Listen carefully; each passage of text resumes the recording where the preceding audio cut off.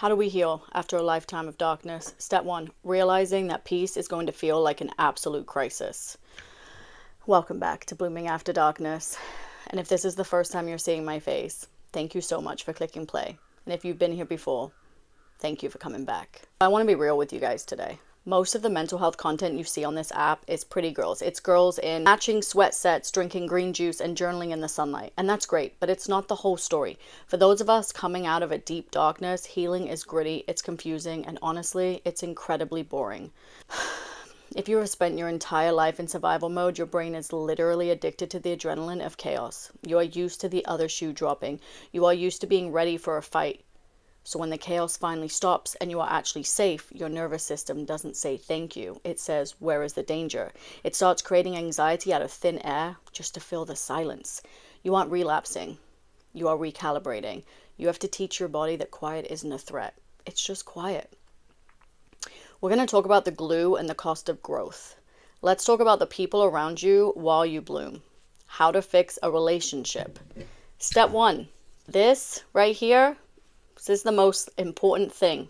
We're gonna put it down. Oh, we're gonna drop it actually. So most of us were raised to be the peacemakers. We were the ones holding the family together, holding the friendship together, holding the marriage together. We overextended ourselves until we were paper thin, all to keep everyone else comfortable. When you start to heal, you stop being the glue. And when you stop being the glue, things that were only held together by your effort are going to fall apart. This is the part people don't talk about. You might lose people. You might be called selfish. You might be labeled the villain of the story by someone who can no longer use you for your labor or for your emotional support. Healing means being okay with being the bad guy in someone else's narrative. You aren't responsible for fixing what you didn't break. If a relationship requires you to disappear for it to work, it isn't a relationship. It's a hostage situation. We're now going to talk about the body's debt and the lazy myth. How to handle the bone-deep exhaustion. Step 1. Stop fighting the tired.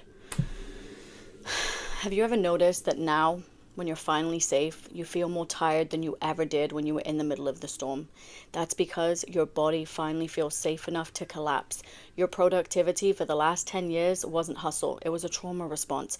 You were running on fumes and cortisol because you had to. Healing is a slow cooker recipe, not a microwave meal. You can't rush the soul. If you're sitting on the floor today, just staring at a wall, you're not lazy. You are recovering from a war. Your cells are literally rebuilding themselves. You are paying back an emotional debt that has been accruing for years.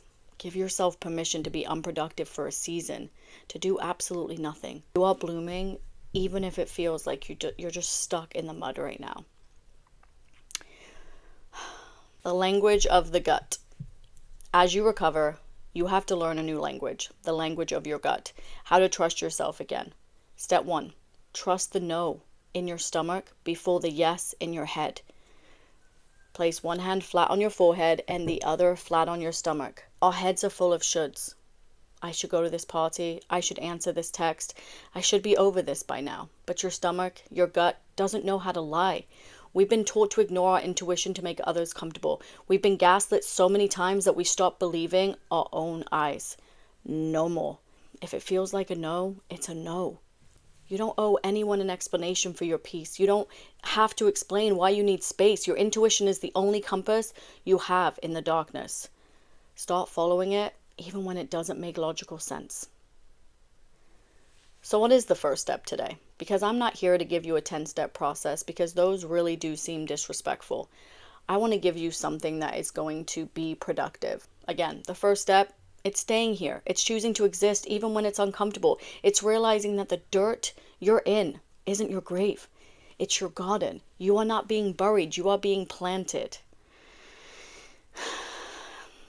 I want you to take a deep breath right now and realize how far you've actually come. You're still here. That's the victory. If this message hit you where you needed it today, I want to invite you to stay. This is a community for the people who are tired of the fluffy advice and ready for the powerful truth. Please click that subscribe button and join us here at Blooming After Darkness because we are going to walk through this together, one step at a time. Leave a comment and let me know what is the one thing you are letting go of today. Much love. keep going, keep blooming after darkness. I will see you in the next one.